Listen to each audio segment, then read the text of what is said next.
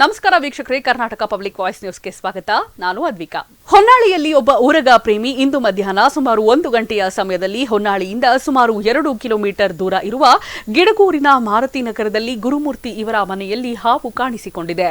ನಂತರ ಊರಗ ಪ್ರೇಮಿ ವಸಂತ್ ಕುಮಾರ್ ಹೊನ್ನಾಳಿ ಇವರನ್ನು ದೂರವಾಣಿ ಮೂಲಕ ಸಂಪರ್ಕಿಸಿದ್ದಾಗ ನಾನು ಬರುವವರೆಗೂ ಹಾವಿಗೆ ಹೊಡೆಯುವ ಕೆಲಸ ಮಾಡಬೇಡಿ ಎಂದು ಹೇಳಿದ್ರು. ತಕ್ಷಣವೇ ಅಲ್ಲಿಗೆ ಬಂದು ಹಾವನ್ನು ಹಿಡಿದು ಅರಣ್ಯದಲ್ಲಿ ಬಿಟ್ಟರು. ಹಾವುಗಳನ್ನು ಕಂಡರೆ ಜನ ಭಯದಿಂದ ಅವುಗಳನ್ನ ಬೆನ್ನಟ್ಟಿ ಹೋಗಿ ಕೊಲ್ಲುವ ಕೆಲಸ ಮಾಡುತ್ತಾರೆ.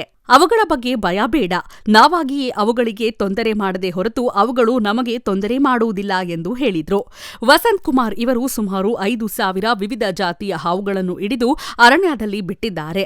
ಇವರು ಇವರ ಜೀವನೋಪಾಯಕ್ಕೆ ಪೇಂಟಿಂಗ್ ಮತ್ತು ಆಟೋ ಚಾಲನೆ ಮಾಡುತ್ತಾರೆ. ಇಂತಹ ಊರಗ ಪ್ರೇಮಿಗಳಿಗೆ ಸರ್ಕಾರದಿಂದ ಆರ್ಥಿಕ ನೆರವು ನೀಡುವ ಮೂಲಕ ಸಹಾಯ ಮಾಡಬೇಕು.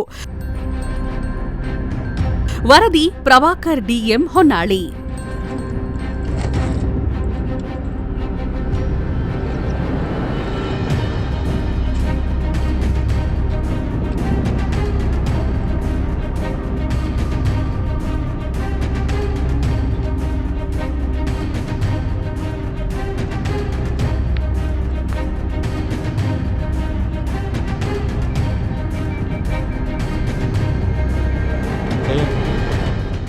ಇದಾಗಿತ್ತು ಇವತ್ತಿನ ಕರ್ನಾಟಕ ಪಬ್ಲಿಕ್ ವಾಯ್ಸ್ ನ್ಯೂಸ್. ನಮಸ್ತೆ.